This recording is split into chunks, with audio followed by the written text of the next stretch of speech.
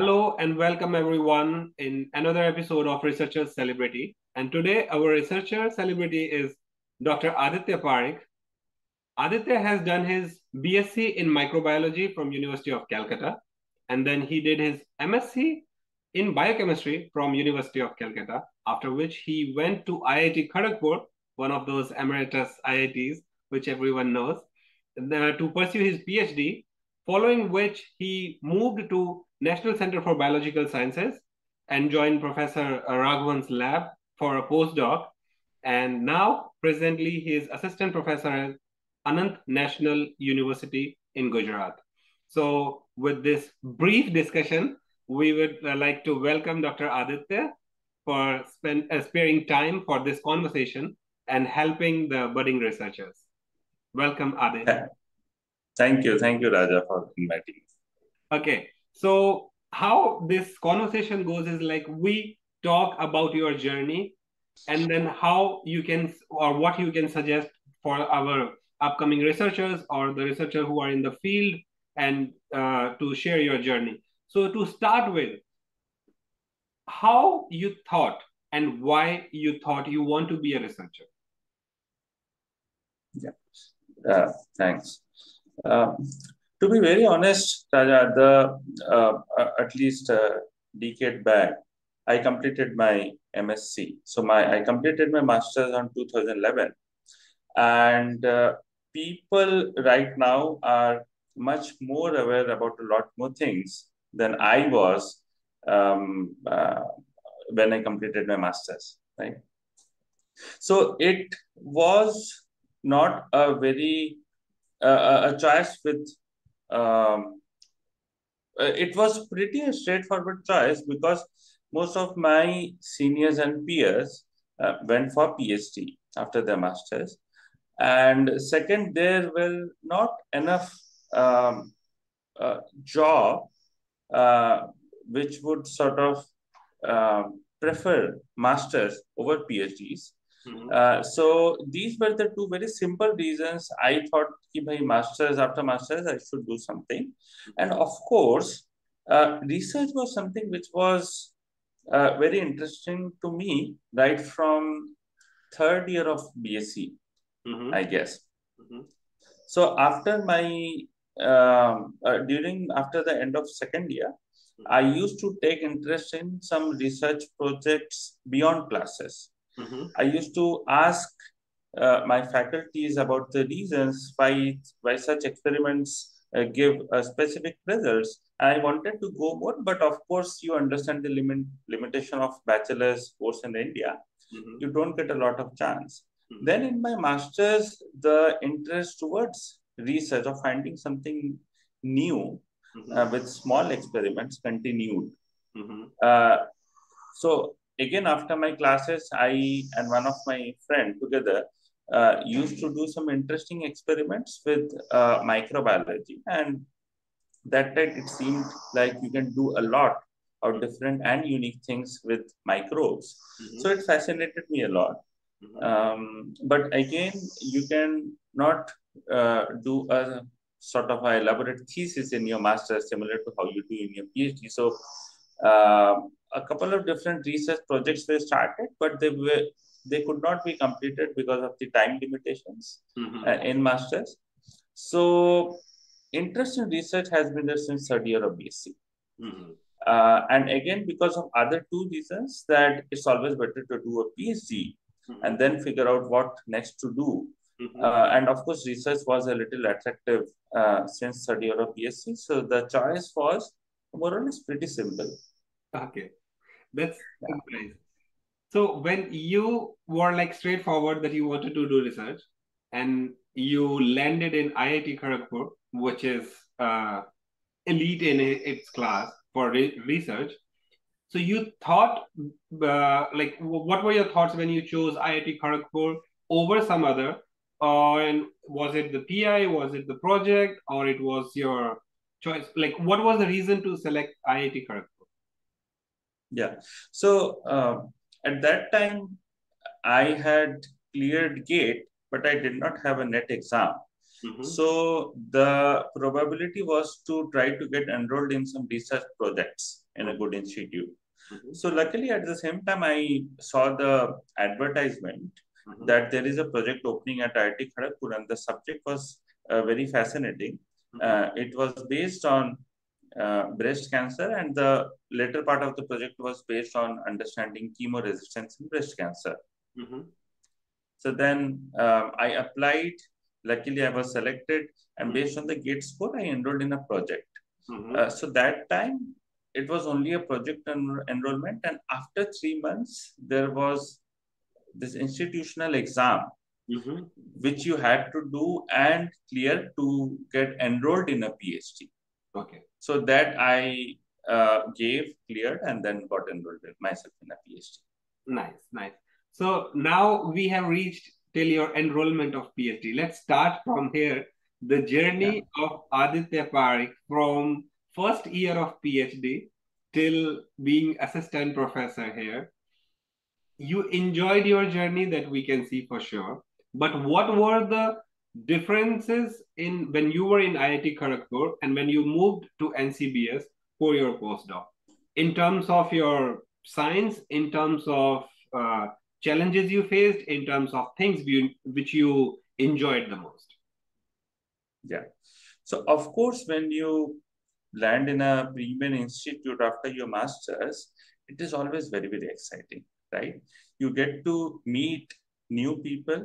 You get to meet your a person who will be your PI for the next 5, 6, or 7 years. And luckily, my PA was very helpful and supportive throughout. Then you get to meet your project, right? Which possibly you would be doing in next few years. And many a times the project also takes some unique shape over the period of time. So those are the very interesting things when your project takes shapes, when you find little setbacks, failures rather, but which teaches you a lot. So initial period is very exciting. You try few different things, but only after a few years you come to finalize your project, which will continue and become your PhD thesis. So first 1.5 years, 2 years for more of an experiment, trying out on a couple of things, but also doing the project in which you were selected. And then from out of the project, that idea that you were selected, you decide and finalize your PhD thesis in the next, in the first 2 years. So that part is very interesting. And of course, in the beginning of the PhD in a very big institute, you also try to explore a lot of things. So I used to play a lot during the initial first 2 years, but then again, the research and the at least the way in which you expand the work do not allow you to do a lot of other things when you are a little senior in your PhD. Right? So I joined a swimming class, but I could not complete again the full learning. So I did a few different things along with the coursework and the research in the first 2 years. But once we go ahead, we generally have our focus more on our PhD and somehow could not enjoy the other parts of beyond academia, academic research. So, but again, I guess those are different levels, or those are a part of journey which you have to be in. And you cannot expect the first year to be same as your 5th, 6th, or 7th year of your PhD. But again, as you said, so this was a journey during my PhD from first to say 6.5 years. It took me 6.5 years to get my degree. And then when you go for a postdoc, then of course you become a little more mature than you were when you transition from master's to your PhD. Right? You take some mature decision. You are in a position to understand your work, defend your work much better. And then you also have this courage to take on research in different fields, because the basics remain same. The basics of research remain same. The field might change. So if required, people can also switch a little in their work, which I have done. Because my PhD was in cancer biology, in trying to understand how breast cancer cells gets resistance, Mm-hmm. and what are the different mechanisms to it. So that was my PhD. But in my muscles, I tried to understand, I tried to study the muscle development, Mm-hmm. and understand how different nuclei in a single muscle cell coordinate to perform a uniform singular muscle function, Mm-hmm. right? So these were a little different, but you of course become a little matured. Mm-hmm. You become a little more responsible in your postdoc. Mm-hmm. And then, of course, you take new challenges and you start thinking about what to do after postdoc while you're doing postdoc. And we all know that the tenure in postdoc is generally not fixed. Mm-hmm. Similar to, of course, it's not fixed in a PhD as well, but in PhD, you have some a border, say like 5 years. Mm-hmm. Generally, people try to complete in 5 6 years. Mm-hmm. But in postdoc, you don't have such limit. A person can complete their postdoc project in 2 to 3 years, or sometimes it can extend beyond 4 to 5 years as well. Mm-hmm. It depends on your project and depends on what you want to do next after your postdoc. Mm-hmm. So this brings us to a very important point, which is looking for opportunities after your postdoc. Because the idea for PhD is obviously to enjoy the research, but to make a career which gives you, which feeds you, which take care of your family and your research interest, obviously. So when you were doing your postdoc, you were looking for, as you mentioned, that there is no fixed postdoc term. So when was the time when you thought that you want to move or transition from a postdoc to a faculty? Yeah, thanks, Raja. So this is very critical, as you just said. Um, we have to decide when we have to possibly close the postdoc chapter and then look for a job and transition to a new sector, right? And ultimately, you have to build some career out of your learnings previously that you have learned in your PhD and postdoc. My, I guess I was in postdoc for a little more than 3 years, and after 2 years, I started thinking of what next. Mm-hmm. Of course, you always think of what to do next, but not in a very serious and in a very aligned way, Mm-hmm. which only happened after second year Mm-hmm. to me. Okay. And to now tell this to all the audience that I had this fortune to again switch fields from my postdoc. And one of the main reasons to switch fields was to understand what I was really passionate about and try to see whether I can pursue that as a profession in next few coming years. So I sort of now currently I'm not in touch with the cell biological or molecular biology approach to life sciences research, but I have switched and I'm currently teaching and practicing sustainable agriculture, which has nothing to do with all the wet lab experiments that I have been trained in during my PhD and postdoc. And that is because I sort of realized that my interest is in contributing for the community, and generally two types of community. One is farmers community, and the other is life sciences researcher community.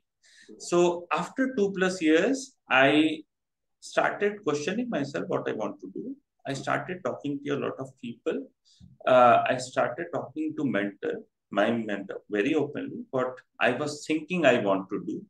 Of course, it wasn't very directional until unless you have joined somewhere, right? So directions were open, but I was sort of almost at the end of third year. I was quite sure that whatever I do, I would want to contribute for the two communities, either farmer or life science researcher, maybe as a profession, maybe not as a profession.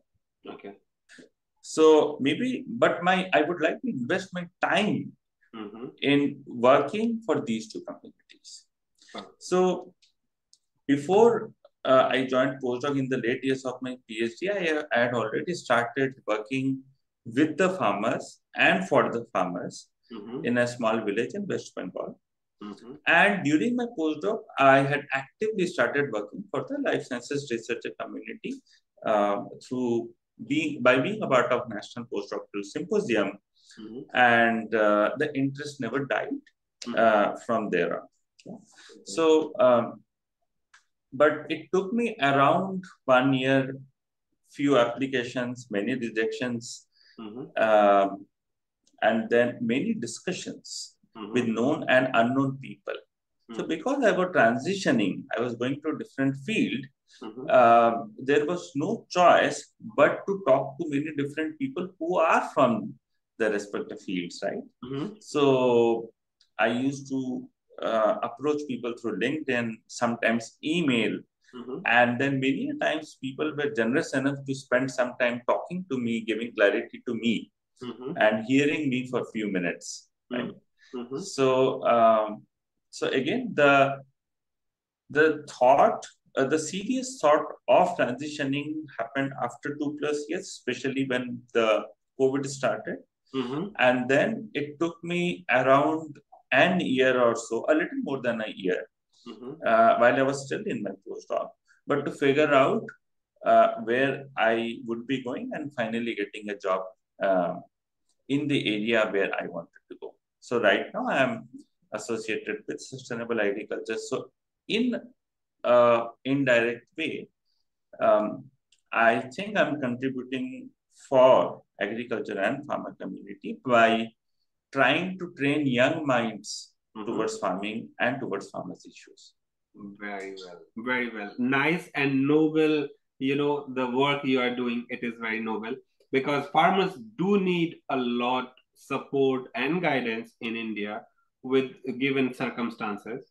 So let's talk about, you said you wanted to pursue something in agriculture to help farmers, and with the training in cancer and then in flight muscles, this movement I'm sure was not easy, as you said that you got guidance and help also from there. So here comes the role of peers in the scientific community. You were lucky, you got well like guidance, and then you made it where you wanted to, you achieved what you want to. What are your observations about the system when it comes to, like, as you said that you wrote mails, some of them replied, some of them might not have, and because you're now at assistant professor and during your postdoc, did you receive the emails, people asking for help?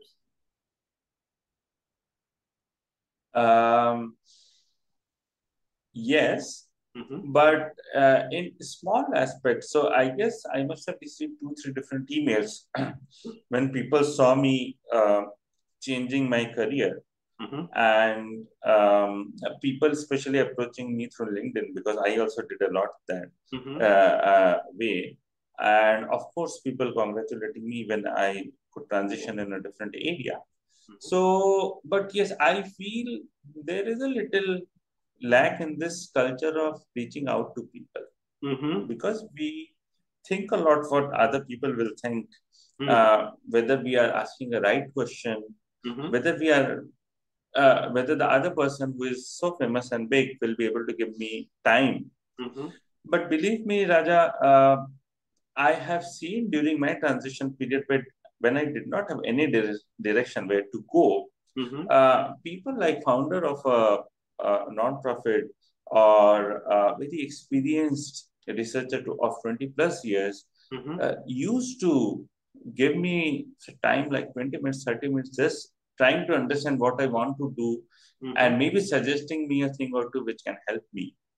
So and I did not shy away from asking for help from experienced person to a person who is just a 1 year plus professional or who just completed their studentship in a particular area which is of my interest. Yes. So I had a lot of informal discussion with many people over phone sometimes over video conferencing. So yeah, there is a little lag, I feel. And irrespective of what we think, if we think that we want to discuss something with people to get some clarity or to get some help, I guess it's we should directly approach people with our concern question. Of course, the conversation cannot always be one-sided, but most peers are sympathetic towards their juniors, to say. Yeah, Adit, that was one of the things which I want to tell all of our viewers and audience, that never shy, never be shy. You can be shy in your lab, you can be shy in your family, but when you are asking for help, just go on. You can just type on LinkedIn, you can contact, write emails. And someone just said sometime that there is no wrong or a bad question. Answers can be wrong, answers can be bad, but questions are never. So whatever you think you need help, just go out. LinkedIn, and there are so many other platforms which are there. You can just go and reach out to people. And Empowering Science Foundation also gives you that opportunity, that if you want to either interact with our researcher celebrities, you can contact them directly, or you can use us also as a platform to connect the dots. And if you are interested to connect to someone who's not our researcher celebrity, but you think we can put you in the contact also, never feel shy. So Adi, now when you were, so from your PhD, when you were, playing, started swimming, not completed, then postdoc, now here, how is the work-life balance changed? What we have seen, like in couple of years, you have changed a lot. Now, because this is one of the question which comes, that work-life balance in a researcher's field is something which is now actually people are started discussing it. What are your experiences about that? Yeah. So again, if I am to start from PhD, so it was very easy to manage work-life balance, because then I wasn't married, and which means you have a little lesser responsibility, and you are free to devote most of your time in your academic or research, right? And I also wasn't staying with my family, I was staying in a hostel. So you get that flexibility of working late hours, coming back to your hostel, say past midnight, many a times. But again, when you mature, when you have more responsibilities, when you have different priorities apart from your profession and career, which happened during my postdoc and currently, right? So I feel that we all need to learn this art of how to managing your work, how to manage your rest of your life, right? And sometimes what I felt is I had initially also struggled because generally in your PhD, you don't find it very important to structure all the things, to put all the things in the calendar, to schedule everything very timely. Because I was all alone, you can start experiments 30 minutes later, you can go to tea when you have time between your research or experiments, right?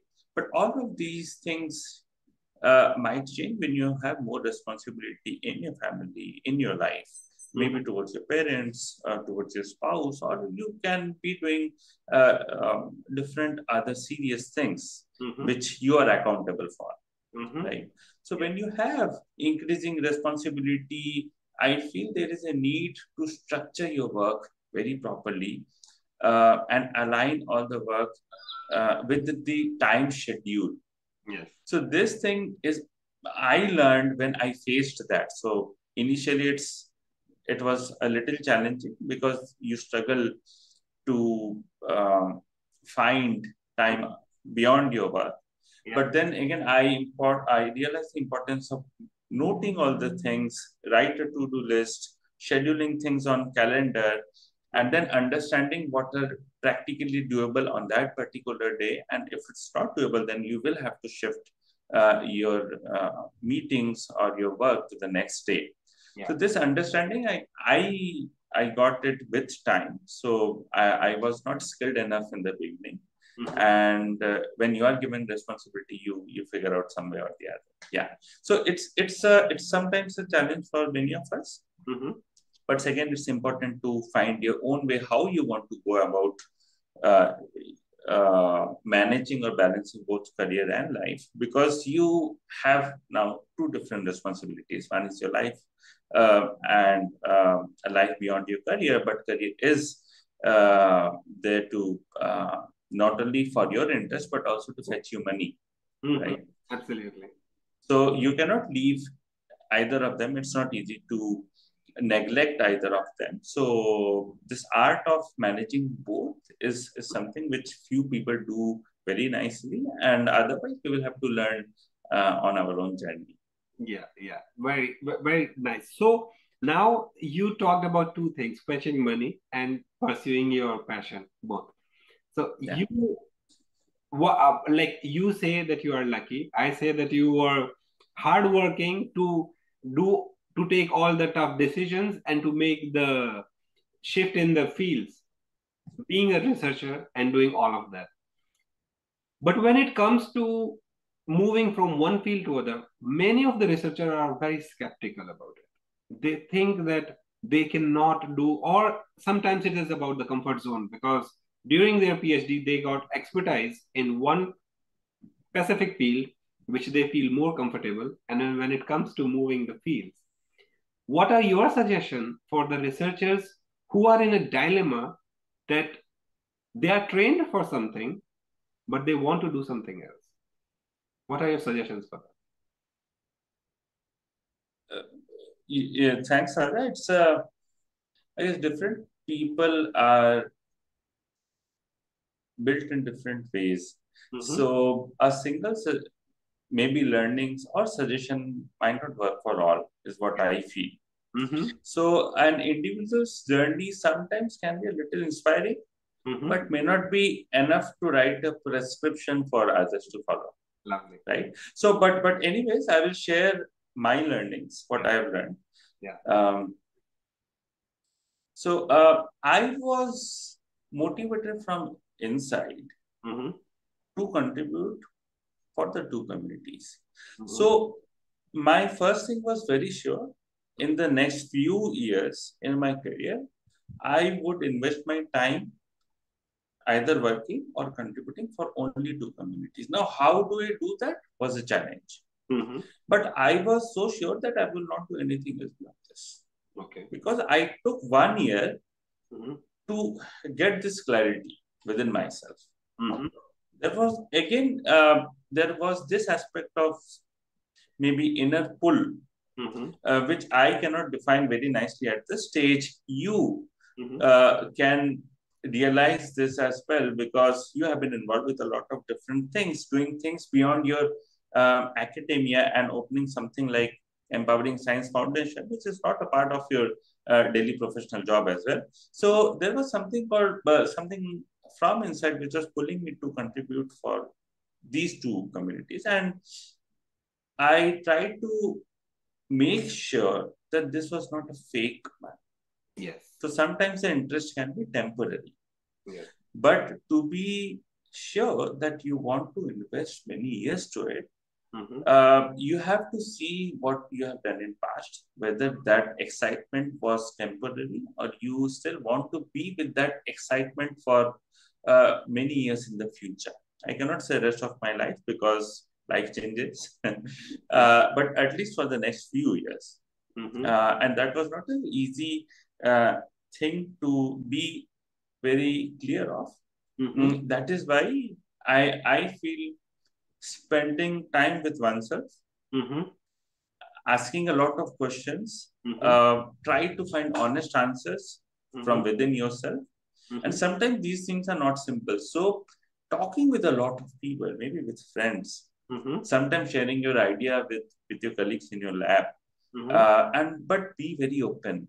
So I talked with a lot of people at NCBS, sharing that I want to do this, but that was a little risky as well. Supposing I am not able to transition, so I had to keep my at least plan B, at least temporary for the moment, because I also will have to look for earning, right? Yes. But it was very sure that either now or maybe few months later, I will go into this field and I want to spend few years. So pull from inside was a very, what was very much driving me from inside. Okay. Now, how do you go about this once you are motivated that and very clear that you want to contribute, you will find some way. Absolutely. Now, you also said money, which is very, very important, right? As like from PhD and postdoc, you're used to getting stipends and you're used to uh, a specific form of living, right? And of course, for your own daily needs and your daily family needs, you would want certain amount of money. Yeah. And we cannot always look at others people and say, if they can live in this much amount of money, why can't I? It's easy to say, but difficult to follow. Yes. Right. So I also was a little clear that I don't want to compromise too much on money as well. I would want a minimum amount that I had in my mind that I thought would be comfortable for myself and my family. Right. So again, as you are very well aware, many of the NGOs in India don't have that much of flexibility to give money. And the area where I wanted to go, many of the NGOs, non-profits work in that areas, right? So non-profit was a very exciting area, but again, money was a little problem. Secondly, they must have been a little uncomfortable hiring a PhD, because why would they hire a PhD to do things what they do, right? They would need someone perhaps who has some experience in policy or economics or development, right? So I didn't have experience in either of them, but I was very sure that I still want to be in this field. Yeah. Now, honestly, I was not very sure whether I will get an academic position. I was not sure until I got it. Yeah. Yeah. So yeah. But with the area of contribution, I was very, very clear. Okay. So if not this, I will just complete in a sentence. Sorry for continuing it for long. But if not farming, I would have tried to look for opportunities for contributing for life sciences researcher and getting paid for the same. Nice. But then again, I would have continued farming in a non-professional way. Yeah. Working with farmers. So I would not leave any of these things. I'm still with both of these things, one as a profession and one not as a profession. Yeah. So this is like how you said that if you decide, once you decide that, okay, you want to do something, you will always find paths which you will walk and achieve what you have achieved for yourself. That now helping farmers, which is a very good cause, and we do need more of researchers like you who should just. But one thing here I would like to tell all our viewers that do SWOT analysis. Yeah. Spend time with yourself, as Adi said. Give it a thought that is it just a transitionary thing? It's just there for some time and after that because many researchers, what we do is like we initiate a project, we think, we have a thought and we think that, okay, now this is what we are going to do for next 5 years. And within a couple of weeks or in months, it's gone. Yeah. Spend time with yourself. Think that is this really something which you want to do for a handsome time, or at least till you complete the project or till you achieve what your goal is, your aims and objectives are. So thanks, Adi, for telling this, because this is very important, specifically not only in research. This happens, I think, in general life also, where people start with something, but they just end up doing something else. So now we will take a couple of minutes discussing about the role of family and friends, because you briefly touched on that, like about the family and the friends, how they were as a critic, because that is a well-known fact that in research, sometimes friends are not very supportive because your peers are like either be doctors or engineers and they are just doing their jobs, 9 to 5. So they are paid more and they have more time to spend, because when you say that, oh, I have experiments in my laboratory in the evening, so I cannot join this, you know, party or meeting or anything. And then they say like, you guys are like work all the time. So what are your suggestions about that or your experiences? Yeah. So the role of family and friends in my transition journey, right? Yeah. Yeah. So absolutely. And then this can be very critical. Mm-hmm. So when I started floating this idea Mm-hmm. that I want to transition, I'm thinking of doing a transition to a field which is not the field of my expertise. Mm-hmm. Neither do I have certificates or degrees, right? But I still want to go.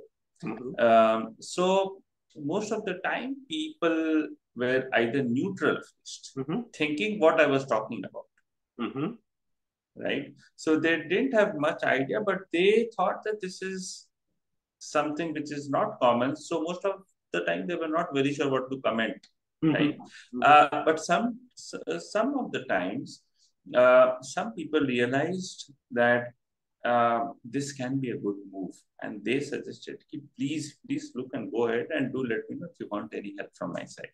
Nice. Uh, Here, I also want to say, specifically mention the role of my wife, Mm-hmm. right? Um, of course, the first reaction for the first month was like, why do you want to go into a field where you don't have any expertise? You have already been trained very nicely in some of the uh, fanciest of approaches in experimental biology. Mm-hmm. So you can probably try to make your career in different ways with the same um, expertise, but why do you want to switch? But once she realized, once we discussed Mm-hmm. as, that why it may be important to pursue your passion and how passion can help bring out best from anyone's, Yeah. right? So then after a month or so, she became the huge supporter. Mm-hmm. She did not know how to direct me in which direction, but she was like, whatever you want to do, let me know. Uh, she was like, you're doing a correct thing, which Mm-hmm. she took a little time to realize. But once she realized, she was like, please let me know how I can help. And don't worry, even if we are jobless for a few months, that's not a problem. We will manage somehow. She was doing a job that time. She wanted to leave because of some stress in that particular job. But she said that she will continue for me if Mm-hmm. I don't get a job time. So that was a support. At least we had this support from her that okay, money will be taken care of for a few months. So that gave me a little more confidence Nice. to navigate. And of course, with friends, some of them I said gave this suggestion, keep please go ahead. But some of them did not buy this idea. Mm-hmm. But they put a lot of questions which seemed a little lame and out of the box. Mm-hmm. But I felt that all the questions actually helped me rethink Yeah. and build this confidence. No, I actually want to do. So Yeah. whenever someone asked, why are you doing this? This may not be a good thing. Mm-hmm. I said, okay. I came back. I again thought about it, but again came back with confidence. No, I actually want to do it. Nice. So whatever the suggestion was, whether for doing this transition or not going for this transition, Mm-hmm. all of them, I guess, helped me. Lovely. So what you did essentially was like, there is a famous quote that when people throw stones at you, you just make a wall out of that stone. So it is how you constructively use all the critics and all the criticism to build your path. And as you said, your dedication, your passion was, which is putting everything well in place and make it work for you. And with this, we would like to say thanks, Adi, for sharing your journey and experiences. Yes, please. Yeah, I cannot end this without naming a couple of my friends. Yes, please. One is Debabrata Das, and the other one is Chandan Kanta Das. So both of them are very close to me. Yes. I spent hours talking to them. And they asked me some tough questions, some good questions, but at the end they were supporters for me. Okay, you're going, you let me know how can we help.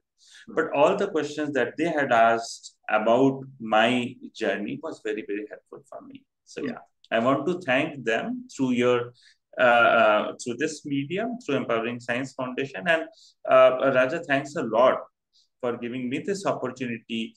To be very honest, Raja, I wasn't very sure how this conversation will go and what is the objective. Although I've read about Empowering Science Foundation, I talked to you. But once you explained me in the beginning how this journey probably can help maybe one or two or three, maybe if not now, maybe in coming future. And once I started describing my journey, I started realizing maybe a couple of small things. As you were very nicely navigating through different parts, I realized that some things can be very, very critical or helpful for some of the other people who would be looking at Empowering Science Foundation videos. And thanks a lot for starting this initiative, to the whole team. And yes, I'm sure you would have many more researchers sharing different types of unique stories through this medium. And many of us will, if not directly benefited, indirectly benefited in some way or the other. So we don't know how things act in conscious or subconscious ways. So thanks a lot again. Yeah, Adi, it was a pleasure having you. And the idea behind Researcher Celebrity is sometimes a researcher is going through a phase, and now YouTube is the first to go thing, or media, then they just want to know, okay, have anyone experienced anything similar like this? So they just Google and think, when a person who's in a dilemma that he or she has a passion towards something and want to move to something else, and then when they listen to your journey, it will boost their confidence, and probably you will be directly helpful or responsible for that move. So this is the idea with which we are doing Researcher Celebrities conversations with us. Thank you very much, and good luck for your future research, Adi. Thank you. Thanks a lot.